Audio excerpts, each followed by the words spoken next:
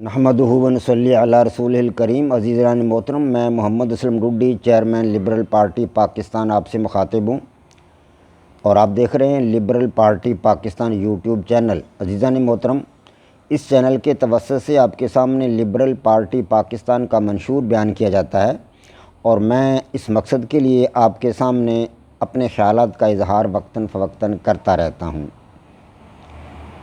آج جس موضوع پر میں آپ کے سامنے اظہار خیال کروں گا، یہ پچھلے ایپیسوڈ کا موضوع ہے مادی مسائل پر انسان کی فتح یعنی سائنس، اور اس کا یہ جز بیان کروں گا مشاہداتی اور تجرباتی رویوں کا دور۔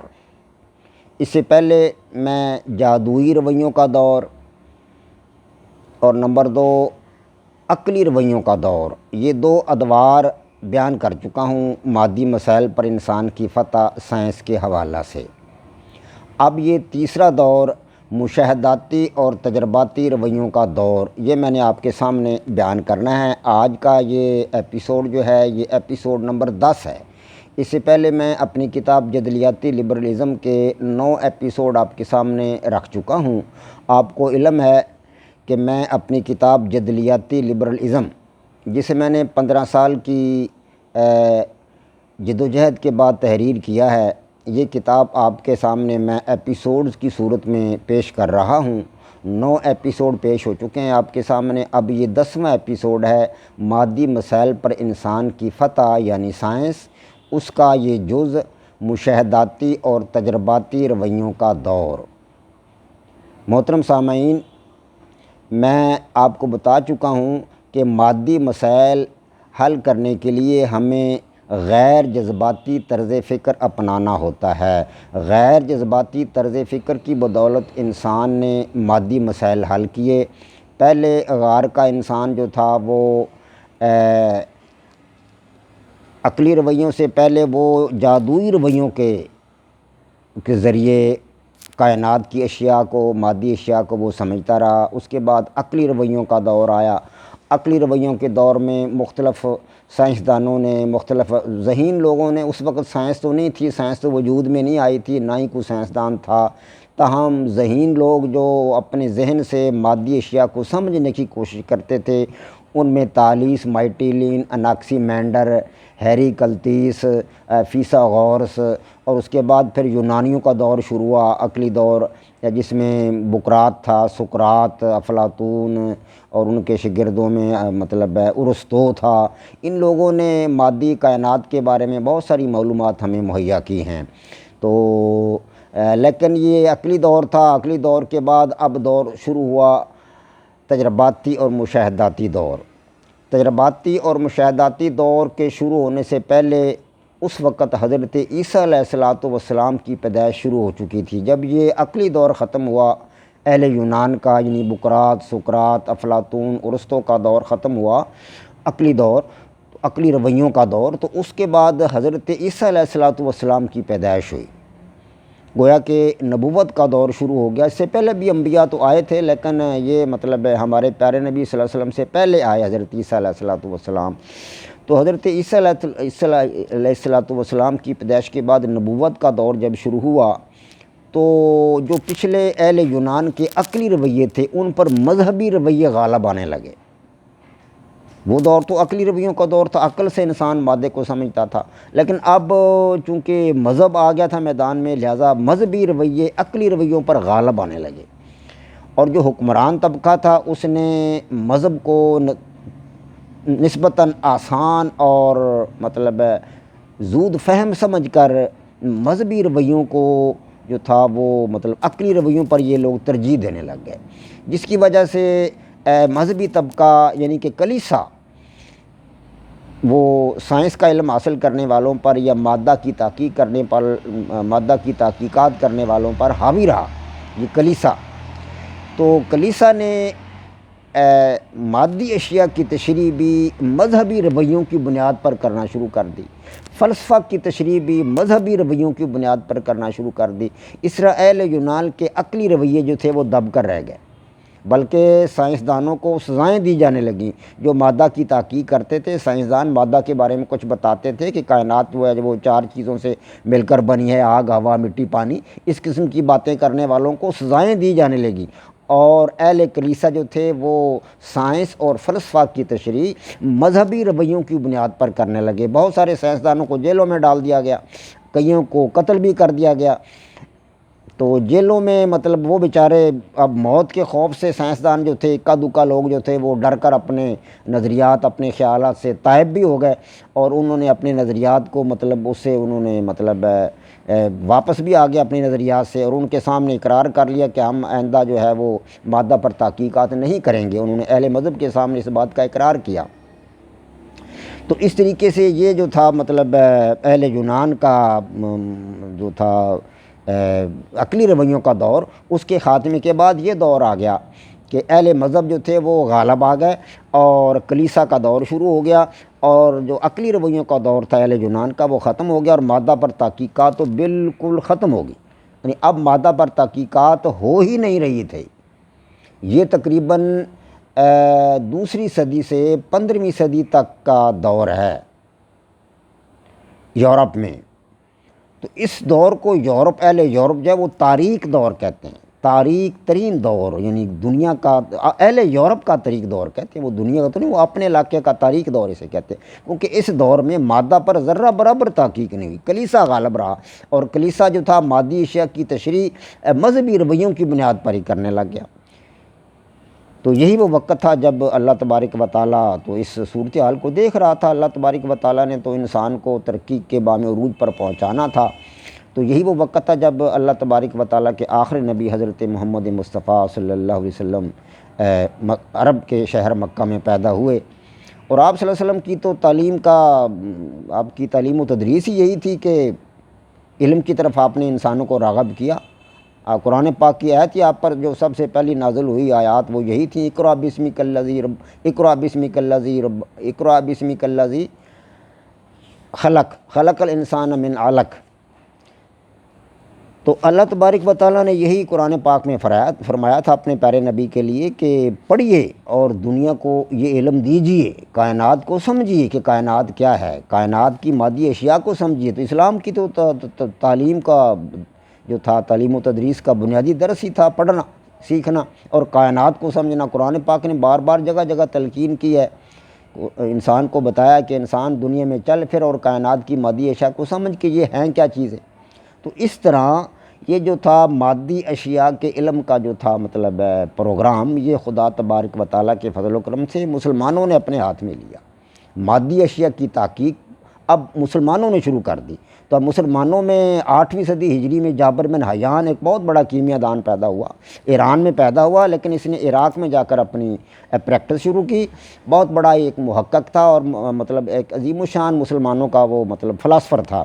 تو اس نے 2 کتابیں لکھی، النباتات اور الحیوان۔ اس کے علاوہ اور بھی کچھ کتابیں لکھی ہوں گی، لیکن ان کی مشہور کتابیں یہ 2 ہیں، النباتات اور الحیوان۔ جابر بن حیان نے شورے کا تیزاب بھی تیار کیا۔ وہ علم کیمیا کے اندر یعنی کیمسٹری کے اندر بہت ماہر تھا، اور اس کے وہ مطلب مادہ کو سمجھنے کے لیے وہ تجرباتی اور مشاہداتی رویوں کا حامی تھا۔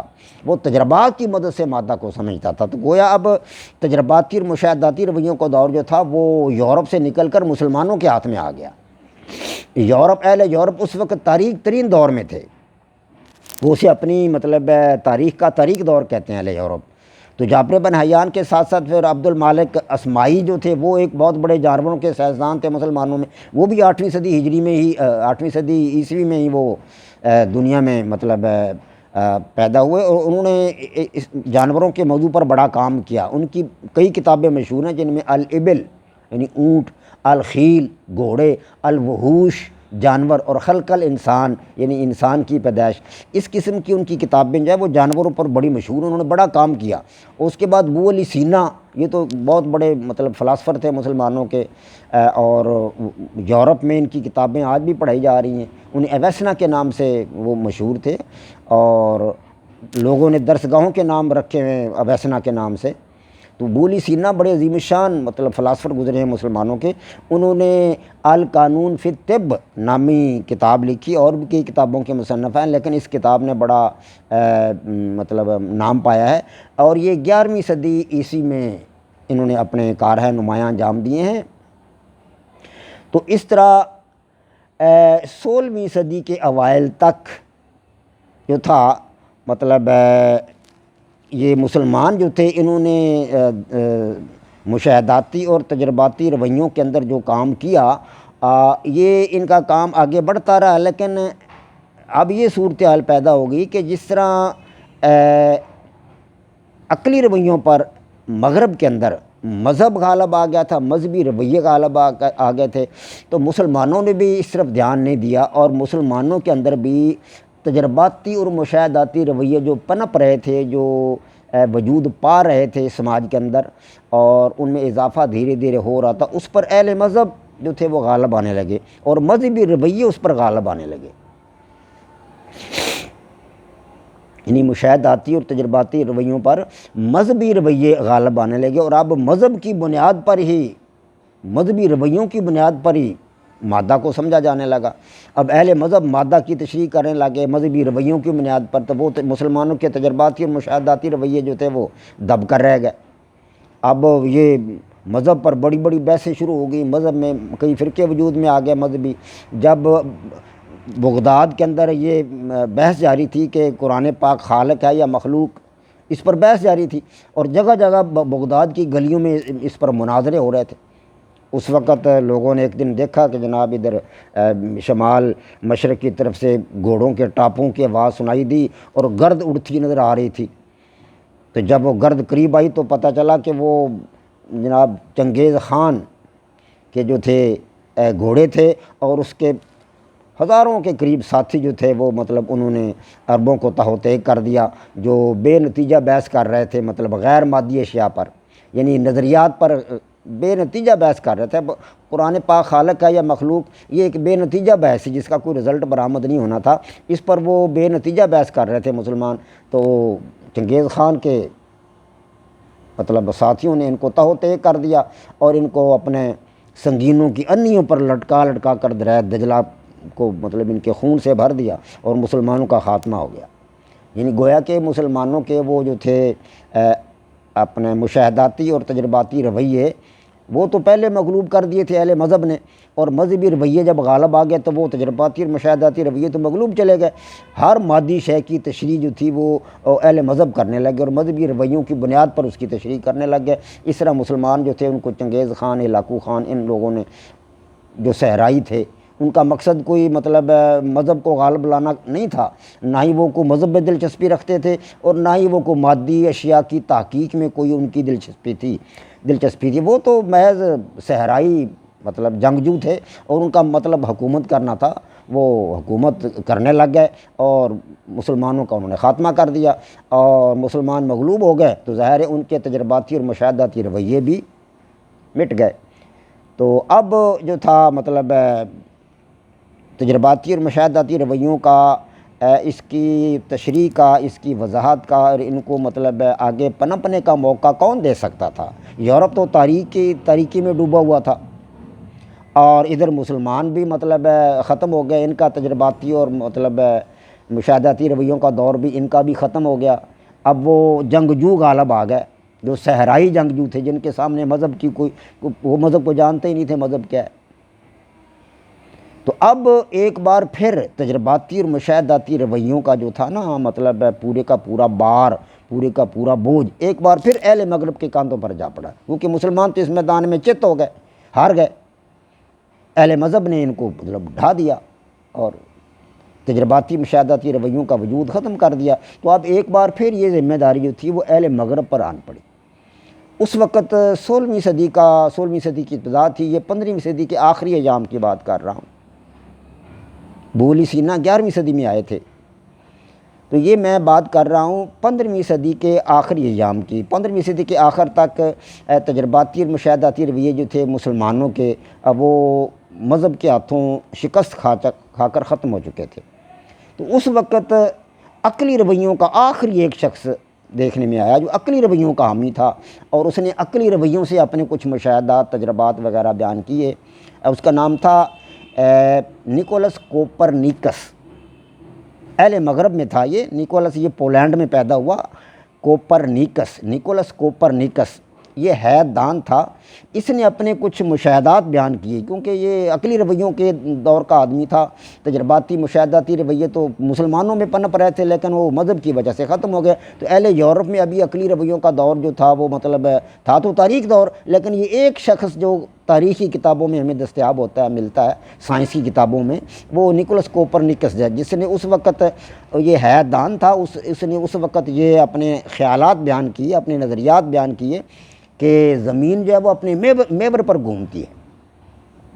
آج کی تحقیقات ہمیں یہ بتاتی ہے کہ نکولس کوپرنیکس کی بات درست ہے، اس نے کہا کہ زمین اپنے محور پر گھومتی ہے، چاند زمین کے ارد گرد گھومتا ہے، اور زمین اور دوسرے تمام سیارے سورج کے گرد گھومتے ہیں۔